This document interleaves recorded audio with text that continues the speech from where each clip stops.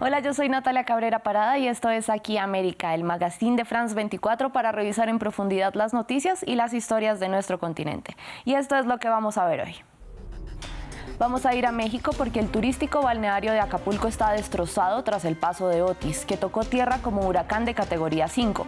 Inundaciones, escombros y derrumbes deja el fenómeno que se transformó rápidamente de tormenta tropical a huracán, dejando a locales y a turistas sin capacidad de prepararse. Luego haremos una parada en Estados Unidos, que en plena época preelectoral revive el eterno debate por el control de armas tras 2 tiroteos masivos en Maine, que dejaron 18 muertos y decenas de heridos. Un hombre irrumpió en un restaurante y en una bolera con un rifle de asalto. Y visitaremos Ecuador. Los ciudadanos buscan alternativas para enfrentar la creciente inseguridad y violencia. Clases de manejo de armas y los chalecos antibalas son cada vez más frecuentes. Y por supuesto también las consultas psicológicas por el impacto que tiene la situación en la salud mental. Les contamos más desde Quito. Y empezamos las noticias de América en México, específicamente en el puerto de Acapulco, uno de los principales destinos turísticos del país que fue azotado con fuerza por Otis, que tocó tierra como huracán de categoría 5, la más alta de la escala Saffir-Simpson, que se utiliza para medir la magnitud de este tipo de fenómenos. Es considerada la peor catástrofe de la historia del estado sureño de Guerrero. En escombros quedaron vías y edificios y las comunicaciones y el servicio de energía fueron suspendidos. El presidente Andrés Manuel López Obrador, que viajó por tierra para evaluar la situación, incluso no pudo pasar debido a los daños en las carreteras. Decenas de turistas quedaron atrapados debido a las afectaciones en el aeropuerto. Un escenario apocalíptico en el popular balneario del país norteamericano. Del paraíso al infierno. El impacto de Otis, que pasó en tiempo récord de ser una tormenta tropical a un huracán de categoría 5, tomó por sorpresa a residentes y turistas de Acapulco. En el momento en el que yo estaba intentando más bien abrir la puerta para cerrar la llave del gas, porque olía demasiado a gas y pensamos que íbamos a explotar, me doy la vuelta y en ese momento truena todo. La velocidad en la que volaban las cosas era demasiado impresionante. Láminas que cubren el edificio por completo volaban y yo creo que, o sea, si en ese momento no me dice, hi, que me vaya hacia allá, una de las láminas me atraviesa sin problema o el cuello o la panza o algo y salgo volando, pero directito al mar. La ciudad, de alrededor de 900,000 habitantes, quedó en ruinas, sin comunicación ni transporte por la fuerza de un huracán que desconcierta también a los meteorólogos. Ya estamos viendo los impactos de un clima más cálido y cómo son de destructivas estas tormentas y lo rápido que se convierten en destructivas. Eso nos dice un par de cosas. Primero, que necesitamos pensar cómo vamos a hacer a las comunidades de las costas más resilientes, porque ya estamos viendo el impacto del cambio climático. Y segundo, es cómo limitamos más calentamiento global para asegurarnos de que esto no sea una tendencia que continúe empeorando. Los vientos de alrededor de 240 kilómetros por hora dejaron un panorama devastador en el turístico balneario. Calles, otrora utilizadas para filmar películas, quedaron inundadas y las viviendas y hoteles destruidos. Vamos ahora a Estados Unidos. Un hombre entró con un rifle de asalto a un restaurante y a una bolera de Lewistown, en Maine, y arremetió contra los asistentes y posteriormente se dio a la fuga. Es el más reciente tiroteo en el país, que además es el más mortífero del año, con 18 víctimas mortales y decenas de heridos. Un hecho frecuente en la nación en el que el derecho al porte de armas está consagrado en la Constitución. Veamos un recuento de los peores tiroteos de los últimos años en el siguiente informe que preparamos para ustedes. 1 de cada 5 estadounidenses perdió a un ser querido en un tiroteo, un hecho que lamentablemente se registra con frecuencia en el país. En 2022, 21 personas murieron en la escuela primaria de Uvalde, en Texas, 19 de ellas niños y 2 adultos. También en Texas, en 2019, un supremacista blanco mató a 23 personas en un Walmart de El Paso. La mitad de las víctimas eran mexicanas. En 2017, en el mismo estado, pero en Sutherland Springs, un hombre armado entró a la iglesia bautista y disparó contra los feligreses y mató a 26 personas. La turística ciudad de Las Vegas, en Nevada, conoció el horror en 2017 cuando un hombre alquiló una habitación de un hotel aledaño a una zona donde se llevaba a cabo un concierto de música country y disparó desde la ventana contra la multitud. 59 personas murieron y más de 800 fueron heridas. En junio de 2016, cuando integrantes de la comunidad LGTBIQ+ celebraban el mes del orgullo en la discoteca Pulse de Orlando, un hombre armado que había jurado lealtad al grupo Estado Islámico mató a 49 personas. 20 niños y 8 adultos fueron asesinados en el tiroteo en la escuela primaria Sandy Hook en 2012. Tras esa masacre se hicieron llamados por el control al porte de armas, un llamado que aún sigue sin atenderse.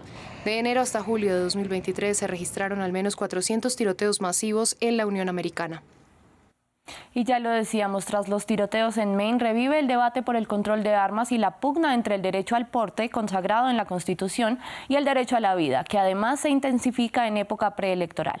Al respecto, previamente hablamos con Maribel Balvin, representante de la organización Prevent Gun Violence en Florida, sobre cómo se argumenta en muchos casos la salud mental del atacante y no la falta de controles. Definitivamente nos encontramos en la misma situación constantemente, ¿no? Obviamente la noticia se hace mayor cuando tenemos más cantidad de personas, pero en los Estados Unidos diariamente hay tiroteos masivos donde 4 o más personas son heridas o muertas. O sea, eso sucede diariamente, o sea que tenemos un gran problema con las armas. El punto específico en estos casos, como el caso que estamos hablando hoy día, es el hecho de que tenemos el rifle que no debe nadie tener la oportunidad o el derecho de tener como propiedad. Esta persona tiene problemas mentales, pero si esa persona no tiene acceso a este tipo de rifle, no podía haber cometido esta masacre de la forma que la cometió. O sea que las organizaciones como la mía, lo que siempre continuamos todavía año tras año y casi día a día, es ver cómo podemos eliminar estos rifles de asalto en posesión de las personas normales y corrientes en lugar de los militares, por ejemplo. Y nos vamos al sur del continente. En Ecuador, la creciente ola de inseguridad es ahora un asunto de salud pública. La oferta de servicios de seguridad privada, el manejo de armas, la instalación de láminas antirrobo y la compra de chalecos antibalas, así como las consultas psiquiátricas, se han incrementado. Nuestro corresponsal Gustavo Ortega trae la historia. Juan Calderón es un corredor de seguros que trabaja recorriendo las calles de Quito. Fue víctima de un robo que lo llevó a instalar láminas blindadas en las ventanas de su vehículo. Este es uno de los accesorios de seguridad con más demanda en el país. Hay una razón. Ecuador ocupa el puesto 10 en la lista de países con mayor criminalidad en el mundo, según el informe de la Iniciativa Global contra el Crimen Organizado. El error mío tal vez fue que bajé los vidrios y por el calor que hacía, entonces justo pasó una moto y me encañonó y se llevaron algunas cosas mías. Entonces desde ahí decidí que optar por este tipo de láminas de seguridad. Clara, abogada de profesión, y Adrián, estudiante del tercer semestre de seguridad informática, se han convertido en escoltas privados. Lo decidieron luego de ver que la criminalidad ha disparado la demanda de este oficio. Tengo muchas ofertas de trabajo, tanto a nivel nacional como internacional, pero en la empresa en la que estoy, no puedo decir el nombre, pero es muy buena, cumple con todos los beneficios del Estado que le obliga. Adicional, no me creían que estoy ganando mucho más que un titulado. El aumento de los secuestros también ha hecho que muchos quieran entrenarse. 423 secuestros se produjeron desde enero hasta septiembre de 2023. Significa un incremento de 318% en comparación al año 2022, según datos de la Dirección Antisecuestro. La criminalidad ha traído miedo en la población. Los ciudadanos están temerosos de salir a las calles, tienen conductas más violentas o de poca tolerancia, según asegura el psiquiatra Fernando Cornejo. No puedo socializar. También hay un incremento en las consultas por causas ligadas a trastornos por estrés postraumático, es decir, una secuela que puede quedar a partir de un evento violento de cualquier índole, trastorno por estrés agudo u otros temas como ansiedad y depresión.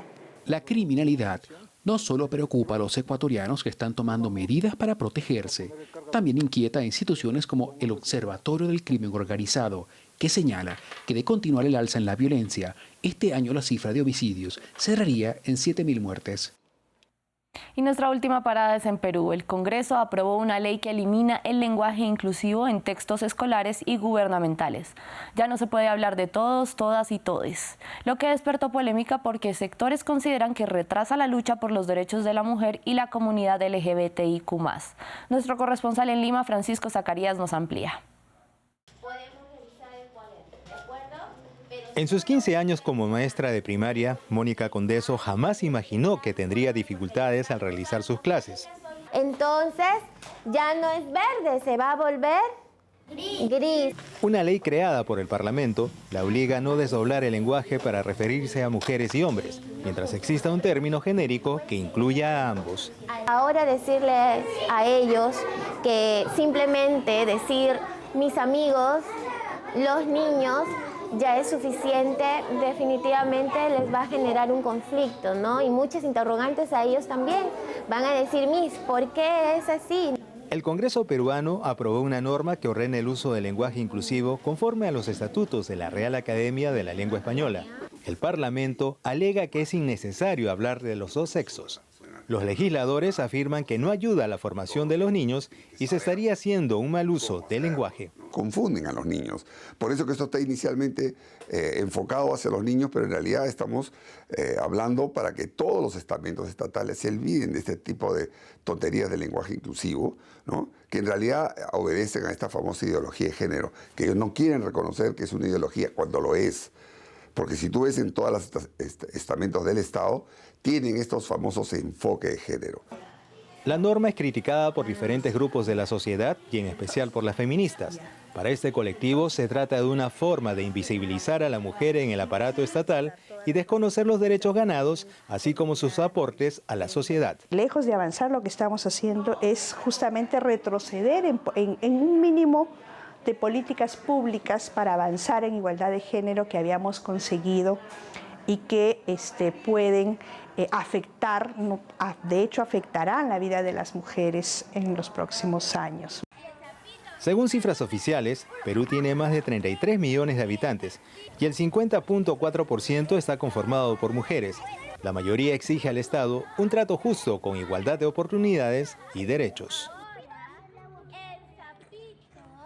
Gracias por acompañarme en esta emisión de Aquí América. Sigan en sintonía.